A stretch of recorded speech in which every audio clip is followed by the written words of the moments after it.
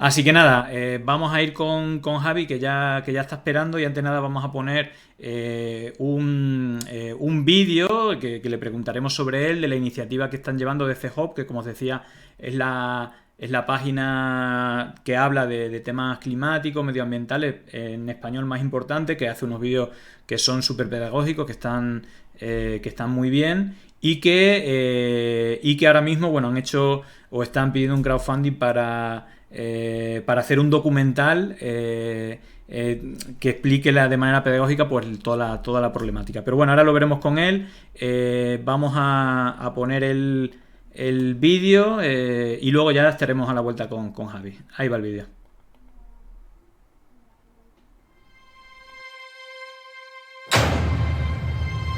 Por increíble que parezca, nunca se ha hecho una serie sobre cómo resolver la crisis climática. Hasta ahora. Una serie que explique exactamente qué tendríamos que hacer para desactivar esta amenaza a tiempo. Cómo podríamos comer, movernos, generar nuestra energía o climatizar nuestras casas sin desestabilizar el clima del que dependemos. Detrás de esta puerta está Sagan, un simulador que nos va a permitir entender el problema del CO2 en nuestra atmósfera y ensayar soluciones como nunca antes habíamos podido hacerlo.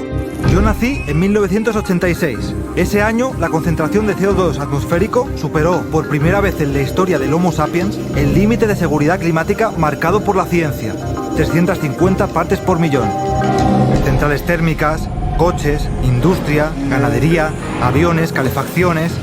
Estamos llenando la atmósfera de gases de efecto invernadero. ¿El resultado? La temperatura ha aumentado a una velocidad inédita en la historia geológica de la Tierra y el equilibrio ambiental ha saltado por los aires. Estamos muy cerca del punto de no retorno. Somos la última generación que puede frenar la crisis climática. No lo hemos elegido, pero vamos a pasar a la historia. ¿Quiénes queremos ser? ¿La generación que decidió no actuar cuando aún había tiempo? ¿O la generación que protagonizó la mayor evolución social de la historia de la humanidad? La comunidad científica es clara. Ganar esta carrera es posible. Detener nuestras emisiones y salvar todo lo que nos importa. Con medidas reales, viables y que ya tenemos a día de hoy. Medidas como la agricultura regenerativa, la transición a las renovables, el cultivo de algas a gran escala o la rehabilitación de nuestras viviendas. ¿Qué pasaría si reforestamos un 20% de Europa? ¿Y de la Tierra? Sagan nos permite resolver el puzzle del que depende todo. Te proponemos un viaje de 10 episodios a través de esas soluciones. Un viaje inspirador, riguroso y apasionante, pero sobre todo un viaje de esperanza. Un viaje para mostrarle al mundo que la Tierra necesita un cambio, que ese cambio es posible, es deseable y ya está en marcha. Cada vez somos más los que queremos ser tratados como adultos, comprender el problema y ser parte de la solución. Mi generación tiene una historia que contar, la de cómo la humanidad llegó a poner en peligro el futuro mismo de la vida en la Tierra. El objetivo de esta serie es que la generación de mis hijos pueda contar la historia opuesta, la de cómo nacieron en la mayor emergencia de la historia y cómo, mientras ellos crecían, la humanidad cooperó para evolucionar como nunca antes y llevar el planeta de vuelta a casa. A ese planeta en equilibrio que nunca debimos abandonar.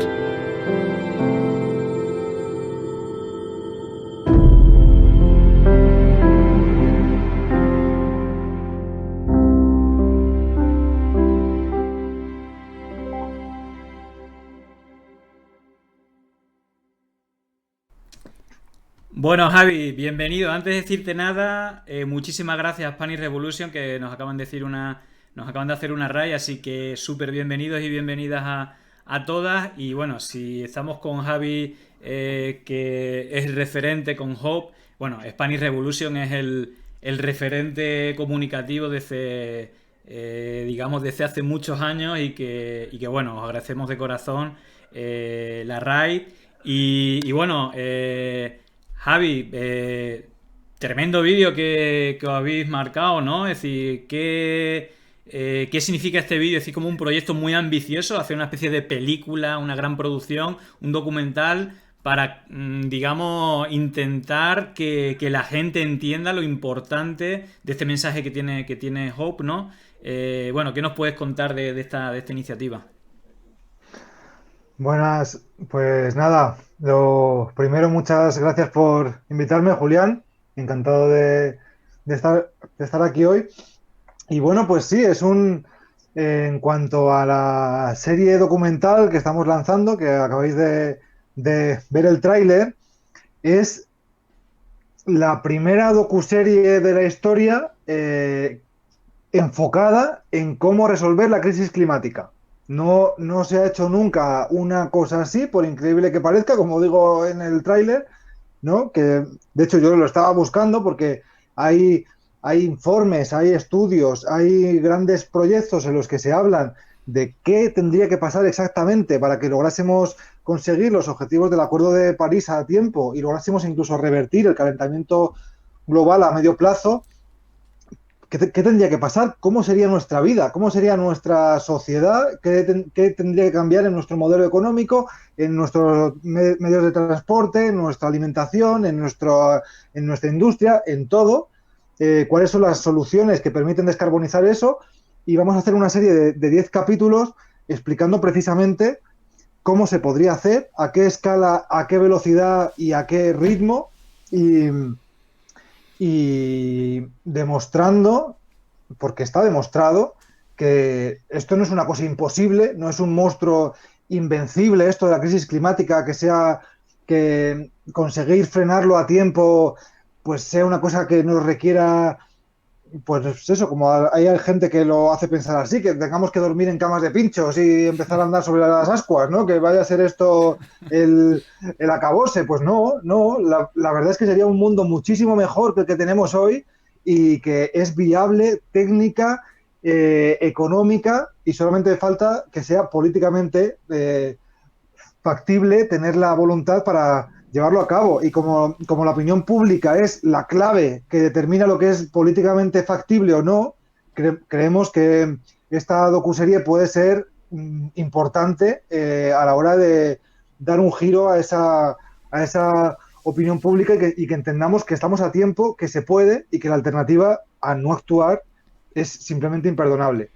Bueno, al final intentaremos afrontar un poco a ver cuáles son los retos, cuáles son un poco esas iniciativas que tú dices que, bueno, son bastante viables con el modelo económico incluso actual, el modo de vida, es decir, que no sería ningún cambio súper drástico o que sería bastante llevadero, pero que sería muy importante con el impacto que tendría sobre la Tierra. Pero bueno, recientemente ha sido la cumbre por el clima, el COP26, ¿no? Que cada año es una reunión de casi todos los dirigentes, también están presentes las grandes empresas, es como, ¿no? Todo el mundo se suma, sí, hay que apoyar, pero luego al final, cuando se ve es decir, cuáles son los acuerdos que se han llegado, casi siempre es como un fraude, ¿no?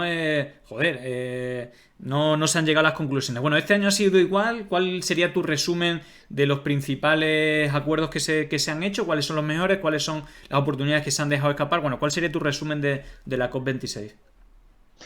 Pues bueno, la verdad es que ha sido bastante decepcionante el ver que seguimos pues un poco en lo mismo, de que llevamos viendo 30 años, de, bueno, pues de todo el mundo sale y hace un discurso precioso sobre el futuro de las nuevas generaciones y la necesidad de actuar ya, y así llevamos 30 años, escuchando esos discursos y mientras tanto viendo cómo la concentración de CO2 sigue aumentando y sigue aumentando y sigue aumentando. Y bueno, pues se han alcanzado algunos acuerdos potencialmente importantes. Eh, bueno, pues principalmente hay varios, ¿no? Pero mmm, el acuerdo final general de la COP sí que de alguna forma es un compromiso de los países para mantener vivo el objetivo del Acuerdo de París de contener el calentamiento global por debajo de 1,5 grados, de empezar a poner fin a las subvenciones a los combustibles fósiles. Estas cosas que al final es un papel firmado, que no compromete a nada, que no lleva detrás ningún mecanismo de control, no hay nada vinculante ahí.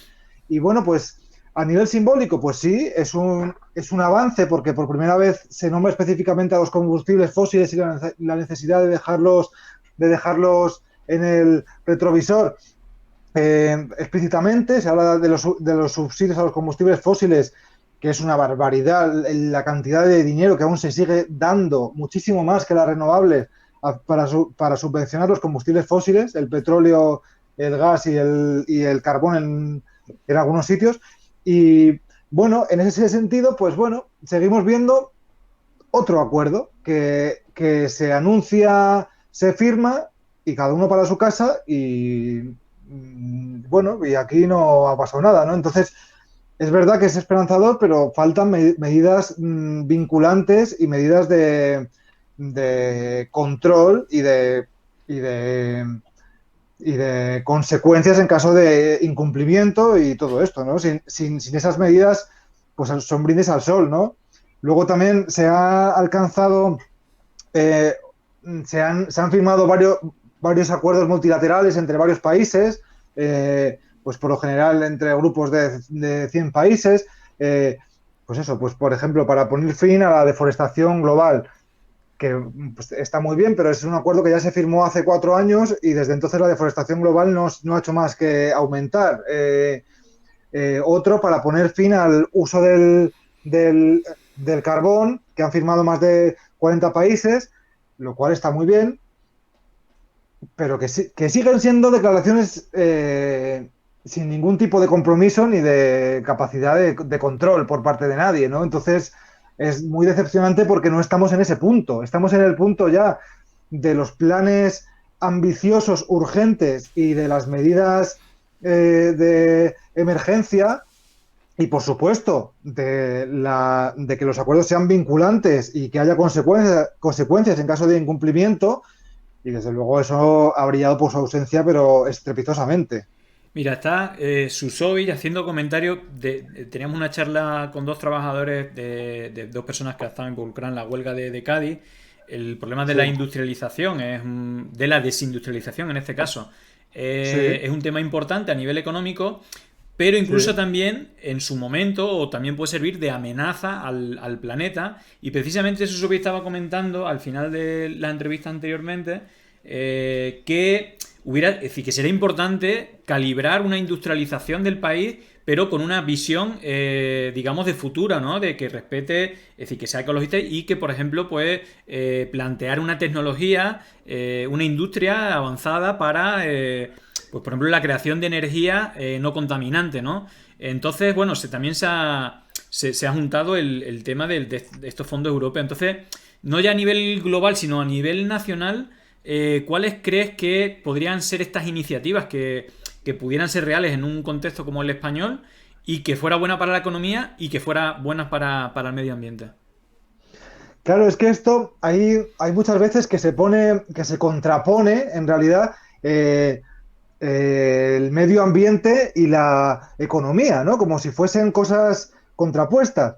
Y en realidad, si te pones a pensar, la transformación que tenemos que hacer de absolutamente todo en tiempo récord va a implicar un boom económico, va a implicar millones de empleos que hacen falta, millones de empleos verdes que hacen falta para construir los dispositivos de energías renovables que capturen la energía del sol y del viento, y eso se puede hacer en España. Ya se están fabricando y de hecho es una industria que está creciendo y que en caso de que nos pusiésemos a ello, podríamos ser una potencia mundial en ese sentido y reindustrializar amplísimas zonas del país. Otro sector fundamental, el de la construcción, la rehabilitación energética para dejar de tirar la energía por las ventanas y por las paredes de nuestras casas que están súper mal aisladas y poner a toda la construcción a trabajar, a todas las fábricas de ventanas, de material aislante, de todo tipo de materiales de construcción, a todas las empresas de construcción a trabajar, porque tenemos que dejar de derrochar energía como estamos haciendo hoy. Y ese es un ejemplo que podría movilizar a todo el sector de la construcción y, por lo tanto, a todos los sectores adyacentes que viven del consumo que genera un sector tan grande y que sería para dejar de consumir tanta energía y ser mucho más eficientes. Cambiar nuestras calefacciones y calderas, aislar nuestras paredes, nuestros tejados, nuestras ventanas. Tenemos que hacer una auténtica revolución e instalar paneles solares en todos los tejados del país. Es decir, hay muchísimo que hacer ahí y desde luego no va a faltar empleo, van a faltar manos para hacer toda la transformación que tenemos que llevar a cabo. Claro. Había, así, la otra parte que te lo comentaba con el tema del COP26, que se suman todas las grandes empresas y todas son ecologistas, y esto que se llama Sí, greenwashing, sí, pero luego vemos que son muchas de las empresas más contaminantes que sí. destinan mucho dinero en aparentar que cuidan el medio ambiente. Bueno, explícanos qué es esto del greenwashing y cuáles son algunos de los casos más llamativos, más sangrantes, ¿no? Porque a veces ve unas cosas que parece que los líderes del cambio, es decir, que luchan contra el cambio climático son los principales causantes del cambio climático, ¿no? Claro, desde luego. Y eso pasa con las empresas que, bueno, pues es verdad que invierten muchísimo dinero en publicidad y lo que les interesa a ellos es parecer verdes, no tanto serlo, porque depende de cómo les cuadre o no. Tenemos a Coca-Cola, por ejemplo, que es el mayor productor de plásticos del mundo, haciendo campañas ecologistas, o tenemos a las grandes eléctricas que siguen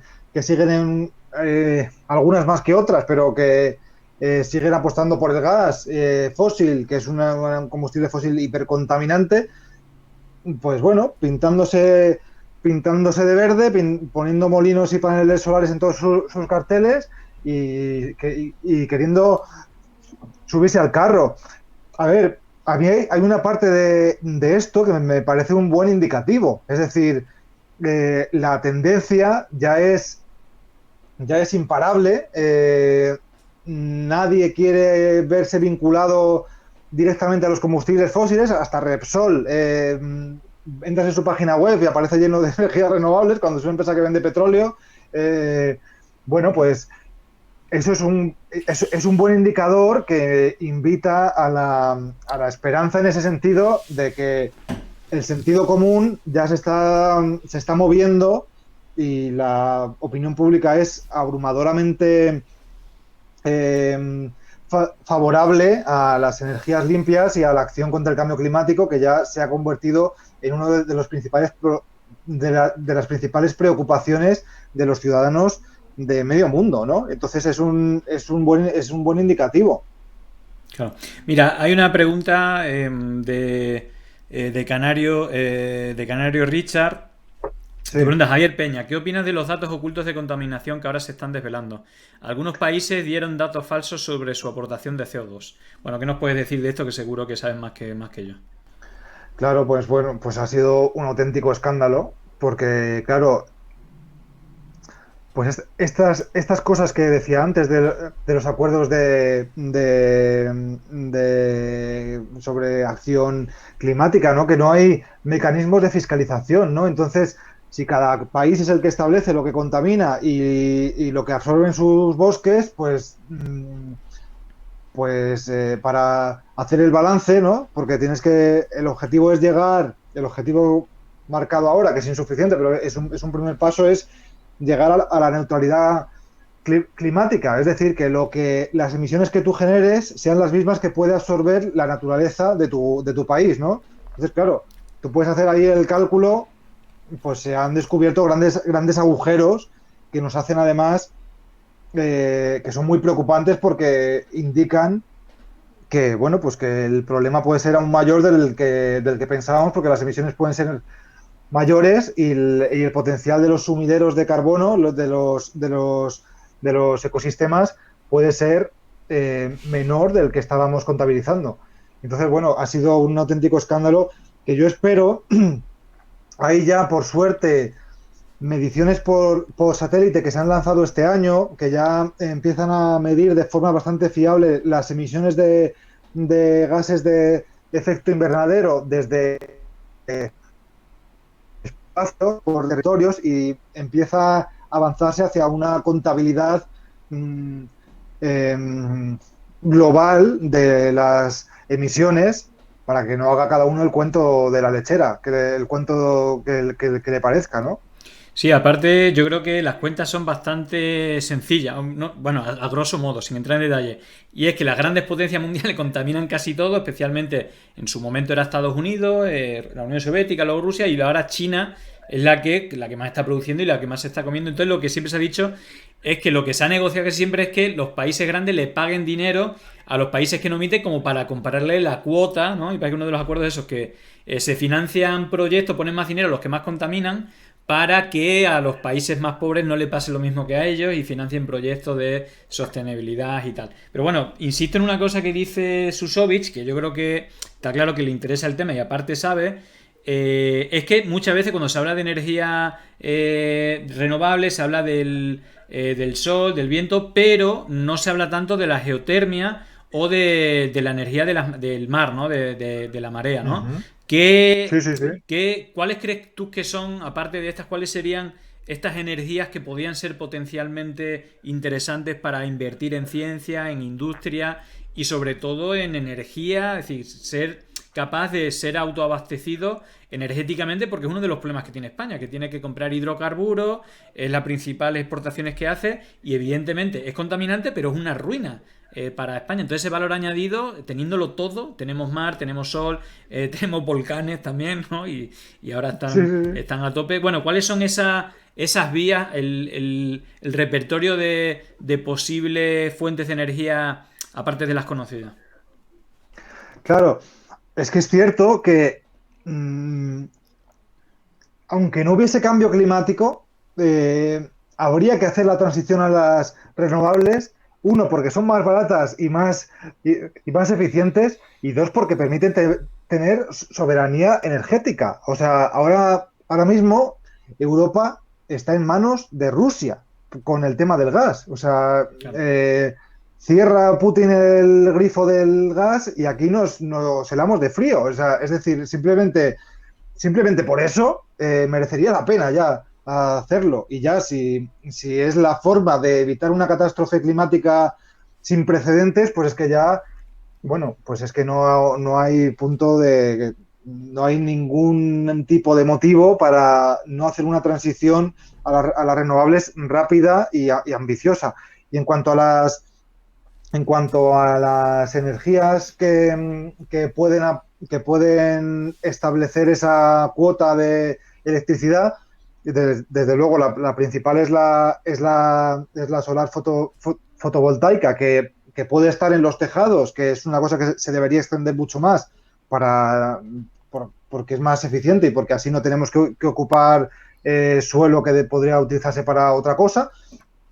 Otra es las instalaciones de parques fotovoltaicos, luego está la eólica terrestre y luego está muy incipiente ahora, que va a pegar un pelotazo muy fuerte en los próximos años, es la eólica marina. Bueno, que ya lo está pegando. Es la que ha permitido, por ejemplo, a Escocia ser ya 100% renovable en cuanto a generación de electricidad, porque son molinos gigantescos que consiguen muchísima más energía y que de repente con un gran parque alejado de la costa puedes conseguir de repente la electricidad para 4 millones de personas, ¿no? Es como una vía muy a lo bestia y muy eficiente, ¿no? Y es una cosa por la que se está apostando ya. En la costa de Girona hay un proyecto que tendría capacidad para abastecer en sí mismo a más de toda la provincia. Y bueno, con el tema, luego tiene que entrar también el tema del almacenamiento energético, claro, porque las energías renovables son variables, ¿no? Y entonces, pues cuando no hace sol o no hace viento, necesitamos haber almacenado antes energía como bien sabe ya Pablo Casado, Eso te iba a decir, ¿no? Pablo Que Casado lo decía bien y dice, bueno, ¿y qué pasa? La gente no ha pensado lo de la noche. ¿Qué pasa con la energía solar si a las 8 ya es de noche? que decía la gente, Pablo, te presento las baterías. Baterías, Pablo, Pablo, baterías. No, pues esto. Hay muchas formas ya muy eficientes y muy baratas de almacenar energía de forma limpia, como son los grandes parques de baterías, cuyo coste se ha desplomado en los últimos 10 años un 85%. Es una barbaridad. Otro sería el hidrógeno verde, que consiste por un proceso, separar el hidrógeno del agua y es un gas que luego se puede utilizar y que se puede almacenar. Y luego hay muchos métodos más. Bueno, está la termosolar, que también almacena la energía por las noches.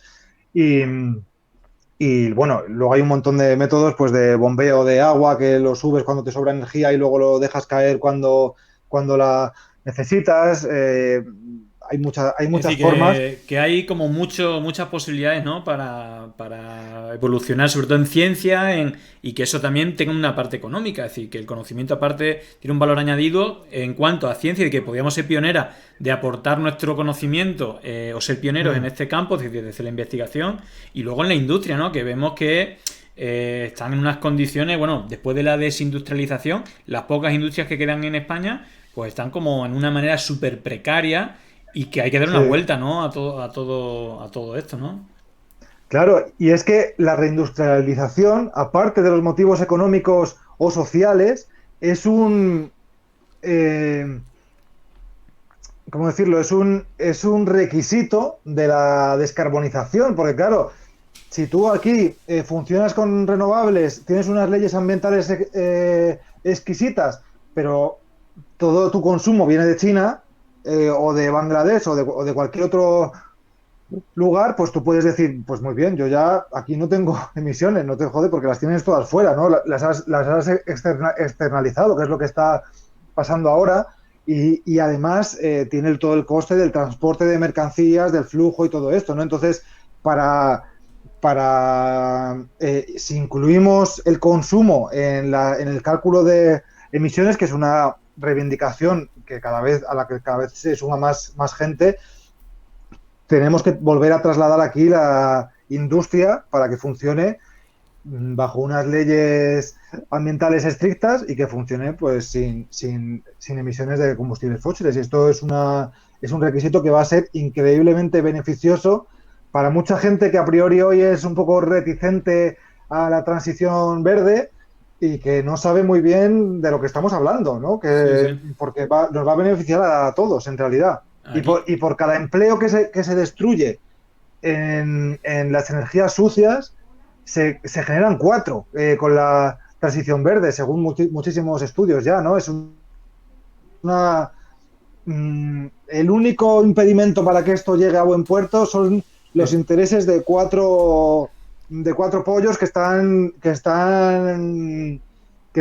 frenando esta transición y de líderes políticos que no se atreven a hacer lo que hay que hacer por miedo y porque la sociedad aún no lo reclama con tanta fuerza como debería, y bueno, pues se mantienen en esa tibieza de dejar estar las cosas como están y no meterte en muchos charcos, ¿no? Y es una cosa muy lamentable porque eh, estamos perdiendo un tiempo valiosísimo, sí, sí. valiosísimo. Aquí vas en el chat, son fan de. Dice Calambruzo de la energía maremotriz, debe llamarse. Susobi Sí, dice que, claro, que esta, la marea del sí, mar, no es es, ni como la solar, está todo el día funcionando, día, noche, sí, etcétera. Y luego, a esto que sí, tú estás comentando de los intereses, estos días atrás, desde el primer día, Hervé Falciani habló que quien mueve al mundo, es decir, que las empresas energéticas, en realidad, se refiere a las petroleras, pero en realidad a todas las empresas que controlan la energía en el mundo, pues al final, digamos que controlan casi todo, ¿no? Y de hecho, con otros, es decir, a nivel geopolítico, cuando hemos hablado con Olga, con Ben Norton, ayer estuvimos hablando con Javier Couso, y también algunos de los análisis que hago es que muchas de las fundaciones, por ejemplo, Atlantic Council, que es el think tank de la OTAN, o Atlas Network, estas uh-huh, fundaciones que apoyan líderes políticos, como Guillermo Lasso, Trump, Cast, bueno, toda la derecha casi a nivel internacional, las principales financiadoras de estas fundaciones y de Atlantic Council, muchas de ellas son grandes petroleras o familias que se dedican al petróleo como los hermanos Koch, Exxon, BP, como todas las grandes petroleras, que al final son los que ponen a los políticos, los que hacen las campañas para que ciertos políticos ganen y hagan guerra o hagan políticas para que no se den estos avances y que el hidrocarburo, el petróleo, el gas y todas las contaminantes sigan teniendo una preponderancia que no nos deja avanzar ni en ciencia ni en economía, ¿no? Desde luego, y es un hecho ya que está probado y requete probado. Ahora mismo acabamos de ver en Estados Unidos cómo se bloqueaba el plan de acción climática más ambicioso que haya existido jamás en el mundo, que era un super plan de transición verde que había puesto Biden sobre la mesa, con 2,5 billones con 3,5 billones con B de dólares, que lo bloqueaba un senador demócrata que se llama Joe Manchin, y que los propios lobistas de Exxon reconocían hace pocos meses en una encerrona que les prepararon. Hubo una gente que se hizo pasar por un compañero, por un admirador suyo, y estaban dos de la petrolera Exxon y con una videollamada de Zoom empezaron a soltarse allí la lengua y a fardar de todo lo que estaban consiguiendo, y hablaban de este hombre como su kingmaker, como su pieza clave, que se reunían con él toda la semana, le pagaban la campaña y le tenían en nómina, vamos. Y este tío acaba de bloquear él solo, porque la mayoría demócrata en el Senado estadounidense es por un solo voto. Entonces, si no los tienen todos, no pasan los planes. Pues este tío, junto con otra que también entra en el PAC, pues acaba de bloquearlo, y este tío está puesto ahí por Exxon. Entonces allí es como cristalino, ¿no? Y lo decían estos mismos lobistas. Nosotros nos dedicamos activamente, nuestra prioridad es ensuciar y confundir a la gente sobre las energías renovables, retardar, difundir bulos sobre lo peligrosas que son, sobre lo malas que son, sobre lo poco fiables que son, y que la gente pues no lo reclame esta aceleración del cambio y que ganemos unos años. Al final todo el mundo sabe que los combustibles fósiles van a terminar, en primer lugar porque son finitos, y en segundo lugar porque ya es una deriva imparable hacia las renovables, que además son ya muchísimo más baratas que los combustibles fósiles. Entonces es una guerra perdida, pero quieren ganar años de cuentas de beneficios, claro, de cuentas de beneficios estupendas, claro. Hay una cosa que decía Hervé Falciani, que él es decir, bueno, creo que nació en Mónaco, pero bueno, vive entre Francia, Italia, Suiza, bueno. Hervé Falciani decía que hay una cosa paradigmática en España, que es una locura, que es lo del impuesto al sol. Es decir, dice, había que hacer una estatua para recordar esto. ¿Cómo los políticos pueden ser capaces de frenar algo que es una riqueza para el país, que solventa el principal problema, que es la energía, y que políticos sean capaces de imponer eso, ¿no? Pero te voy a hacer dos reflexiones para acabar, porque nos estamos acercando a la hora de despedida. Una, bueno, aquí en el chat tenemos de todo. Tenemos a Tres Cereza, que creo que es albañil, y aquí hay una cosa, le estaba leyendo, estaba diciendo que, claro, Irene estaba comentando que tendrá que hacer esto que está diciendo de cambiar las ventanas porque ya la tiene de madera y pierde y tal y cual. Y decía Tres Cereza que es una realidad, que la economía tiene mucho que ver en una dificultad para este cambio también en el consumo y en el uso individual, que a saber por qué quien maneja la economía al final es quien controla. Pero dice, si quieres hacer arreglar tu vivienda para que sea energéticamente digamos más eficiente, ves preparando, si tienes 6 de ventana, 15.000 o 20.000 euros. Y esto me lleva al tema del consumo de los productos. Es decir, los productos ecológicos son más caros, y no porque realmente la producción sea más cara. Por ejemplo, con el tema del consumo de carne, que también ha sido polémico. Es decir, el consumo barato de carne es un consumo que, es decir, no todo el consumo de carne hace daño a... De hecho, precisamente el consumo que defiende a los agricultores, a los ganaderos y a las pequeñas industrias y familias que llevan muchos años trabajando con productos cárnicos, realmente quien le hace daño es el mismo que le hace daño al origen, que son las macrogranjas que se comen todo el terreno y que hacen que solamente la carne que es contaminante sea la que es competitiva. Es decir, que si tú te quieres comprar un producto que respete la naturaleza, tiene que ser más caro. Una carne... Sí, sí, sí, sí, sí. entonces, esto también es un elemento importante, ¿no? No sé qué opinas. Sí, esto es una realidad que pasa casi siempre y que desde luego es un freno muy grande y la principal razón es porque los productos más contaminantes no están pagando por las llamadas externalidades que generan.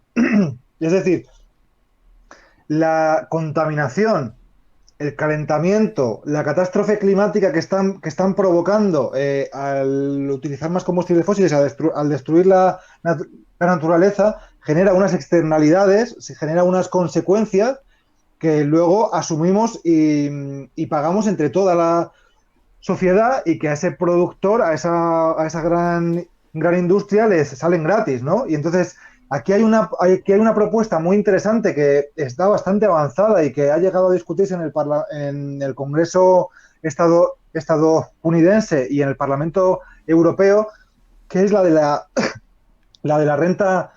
la renta climática, que supone establecer un precio al CO2 de cada producto, ¿no? Que es un precio que va subiendo cada año y de tal manera que los productos más intensivos en CO2 y más contaminantes van siendo cada vez más caros, tienen como un impuesto, y la recaudación que se recoge ahí, en vez de quedársela el Estado, se redistribuye entre toda la sociedad como una renta, de tal forma que a ti te llega pues la parte proporcional que te toque como individuo dentro de tu país, te llega todos los meses una renta de 50 o de 100 euros por la recaudación del CO2.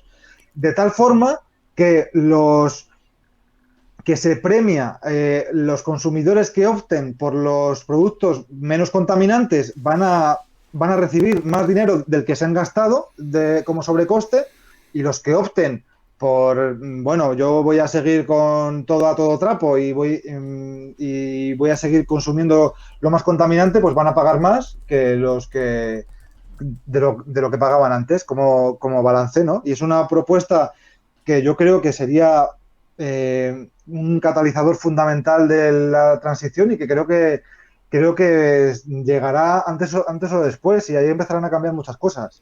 Bueno, a ver, como estamos ya fuera de hora y tengo un compromiso bueno, me van a entrevistar, vamos a hablar de temas de bots y cosas de estas en el programa de Tamayo. Dos preguntas, te hago las dos preguntas y me las respondes, bueno, como tú veas. Una es... Espera, un segundo, Julián. Me tienes que dejar hablar Sí, de lo de la luego familia de la serie, ¿eh? tú te despides y evidentemente te voy a preguntar sobre eso para despedirte. Vale, Pero hay dos preguntas rápidas. Una que es, si no me ¿cuáles van matas. a ser las consecuencias de la salida a bolsa de un bien como el agua, que se está hablando hace Mm, tiempo, que es un bien universal, ya. pero que se está hablando de esto y en cuánto tiempo puede afectar a la población? Y el otro es una recomendación que nos pregunta Richard, que nos dice que él está... bueno, ¿cuál es el grupo de activistas contra el cambio climático, ecologistas, donde recomiendas militar? Él dice que está en Rebellion. Bueno, respóndeme las dos. ¿Qué opinas de las dos Vale, cosas? vale, pues con respecto a la primera, he de decir que desconozco realmente las implicaciones reales. Hasta donde yo me he informado, es como una especie de apuesta. O sea, no es que el agua salga a la bolsa, sino que el valor del agua sale a bolsa y se hacen como apuestas sobre si va a subir o si va a bajar y todo esto, y de tal forma que al final, según había entendido yo, las consecuencias reales sobre nuestro agua, cada país, pues que no iban a estar que no iba a tener realmente mucho impacto, pero la verdad que sobre este tema no soy ningún experto, ¿vale? Sí, de momento son como Entonces eso. rumores, especulaciones, ¿no? Si Sí, todavía es como que no... no. He leído varias cosas que apuntaban en esa dirección, pero tampoco te lo garantizo 100%, ¿vale? Entonces, y con la segunda, yo creo que es fundamental pasar de la angustia y de la apatía y del derrotismo a la acción. Que eso es algo que hay que hacer porque esto de la crisis climática es muy abrumador y cuanto más te informas, más te asustas, porque la realidad es terrorífica el punto en el que nos encontramos. Entonces hay que canalizar toda esa energía hacia la acción y hay que movilizarse. Ahí, ¿con qué grupo me identifico más? Es que cada cual cumple un rol determinado. Hay algunos que cumplen un rol más de lobby, que están en los pasillos de los congresos y que presionan a un nivel más alto, que tienen una labor fundamental en la redacción de las leyes. Hay otros grupos que se dedican más a la conservación de la naturaleza, que también es fundamental.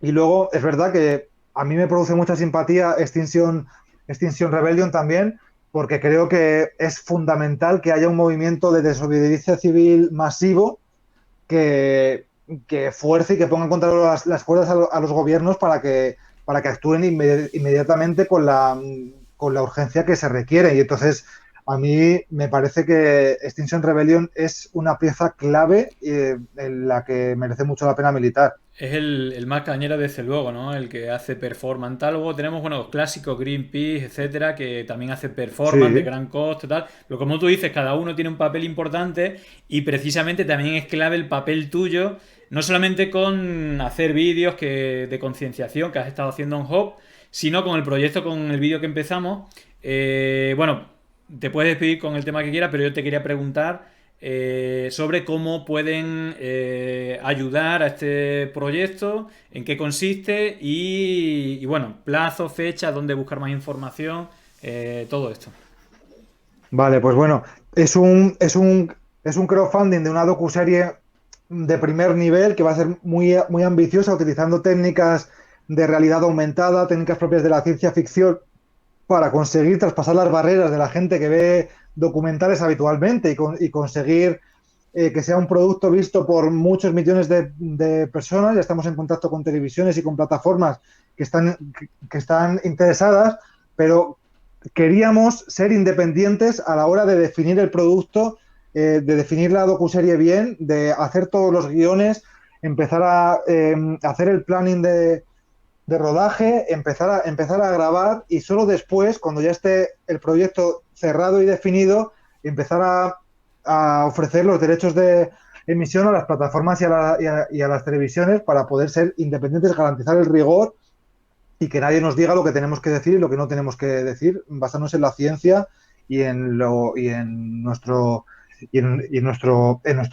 criterio, ¿no? Entonces, por eso es tan importante ahora que nos apoyéis en el crowdfunding que está abierto en Kickstarter. Podéis buscar Lo tenemos la en el chat puesto. Kickstarter. Está puesto en Vale, el está ahí chat para que la puesto, gente vale. lo vea, sí. Vale, genial. Pues ahí hemos llegado ya al 50% del objetivo. Estamos ya en 62.000 euros. Me parece ya que estamos. Es Tenemos que llegar a... es una pasada. Es una pasada, sí. La acogida está siendo súper ilusionante. Tenemos que llegar a 125.000 en 20 días.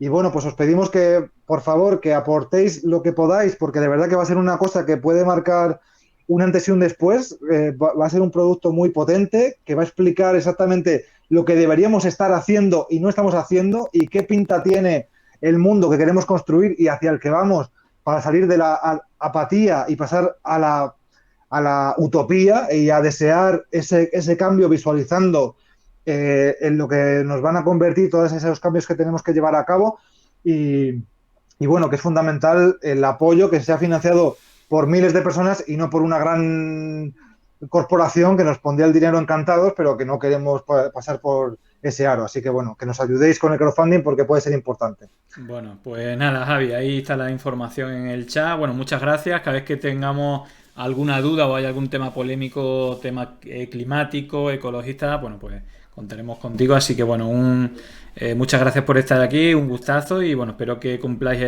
el objetivo que os habéis marcado y que salga adelante esta serie.